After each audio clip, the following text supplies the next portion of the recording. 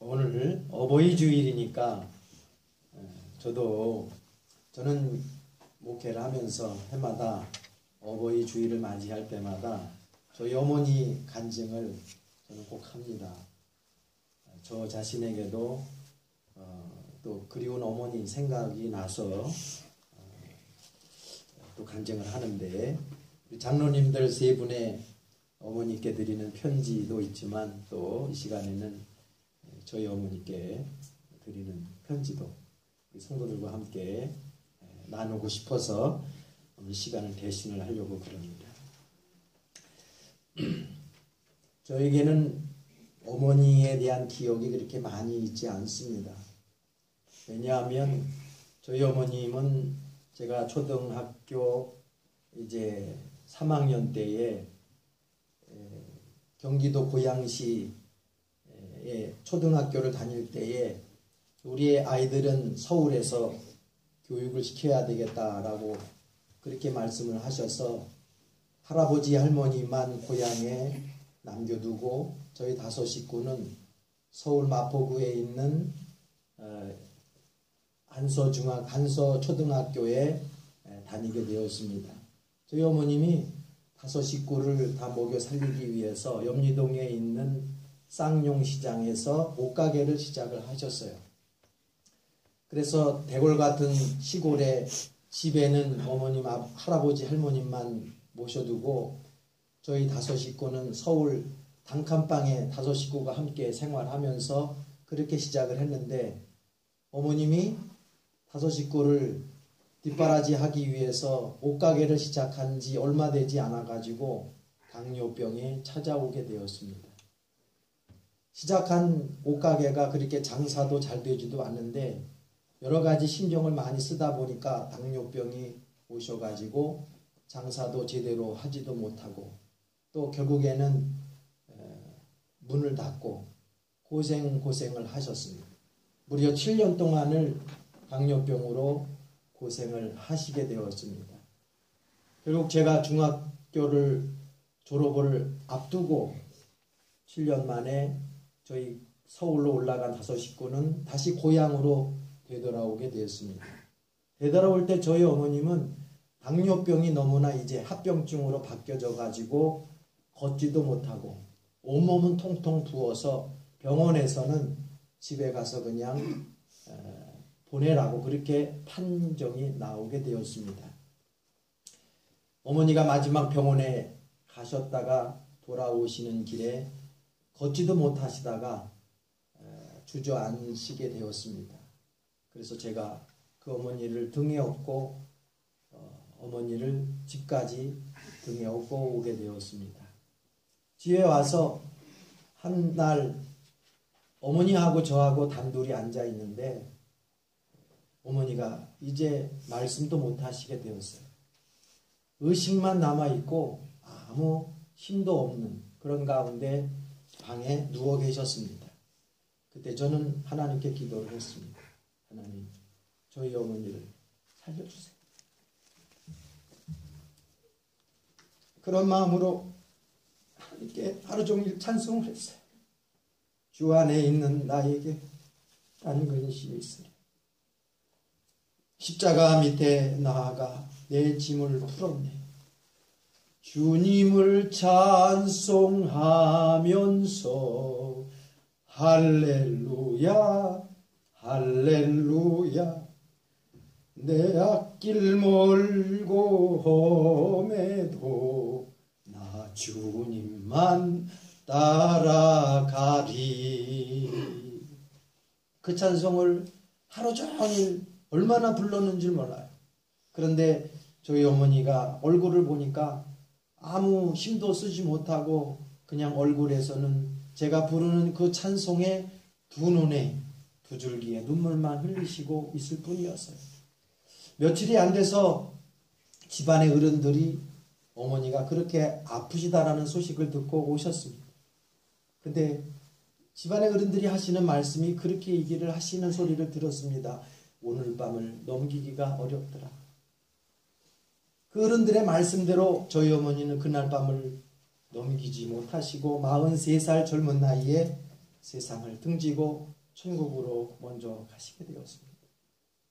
젊은 어린 저는 그런 때 그런 생각뿐이었어요. 어머니, 제가 중학교 졸업하는 것까지도 보고 돌아가시지 그것도 보시지 못하고 돌아가셔서 정말 마음이 찢어지는 듯 했습니다.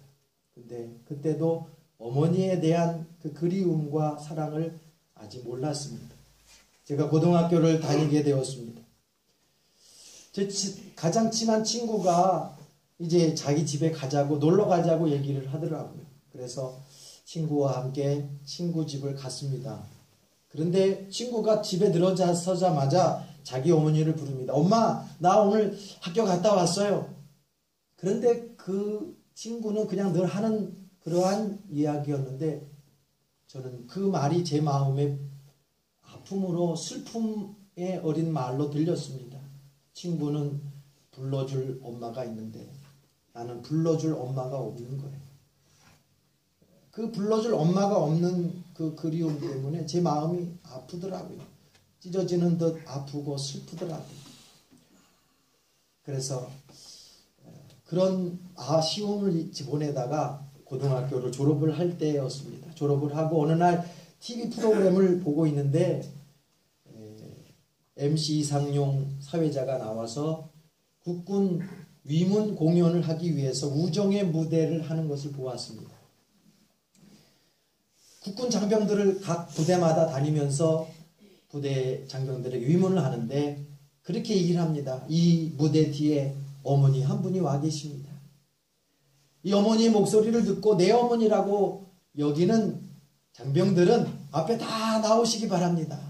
그랬더니 수십 명의 장병들이 나와서 다 자기 어머니일 거라고, 자기 어머니라고, 내 어머니가 왔다라고 얘기를 합니다. 그렇게 이제 인터뷰를 한 다음에 어머니를 부릅니다. 사랑하는 어머니, 나 한번 나오세요. 그렇게 얘기를 할 때 그 무대 뒤에서 배경음악이 흘러나옵니다.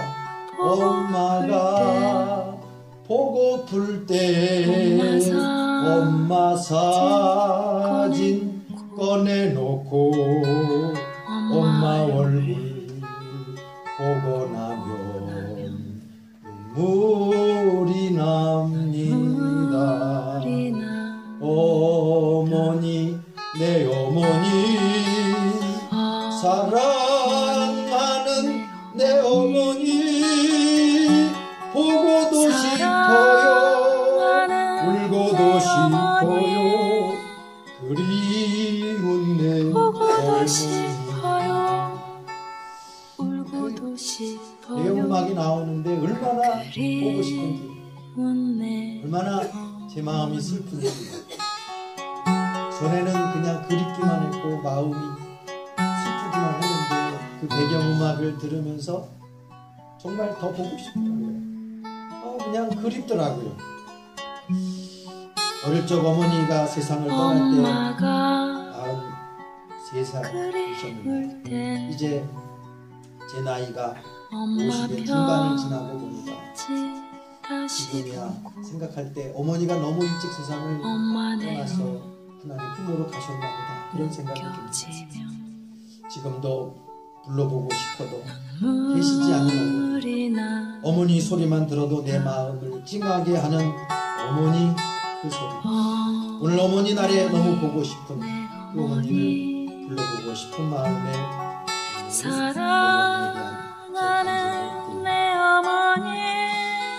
오늘 요한복음 19장 15절에서 17절까지는 내 어머니, 너희의 어머니에 대해서 주님은 오늘 우리에게 말씀하십니다. 내 어머니 누구든지 나의 어머니는 다 계십니다. 나를 낳아주시고 나를 길러주신 어머니가 없는 자녀들은 아무도 없습니다. 그런데 오늘 주님께서 말씀하신 그 어머니는 내 어머니가 아니라 내 어머니도 계시지만 너희 어머니, 내 어머니도 있다라는 말씀을 하고 계십니다.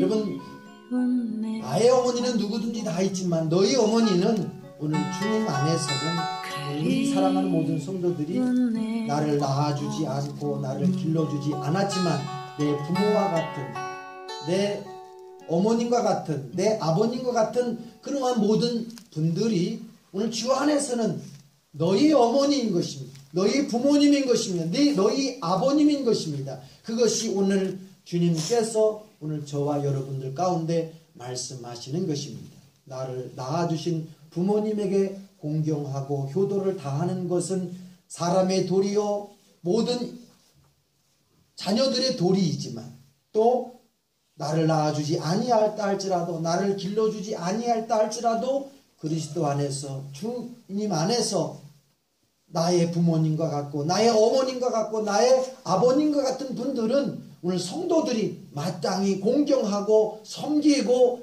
대접해야 될 그러한 부모님들이라고 하는 사실인 것입니다.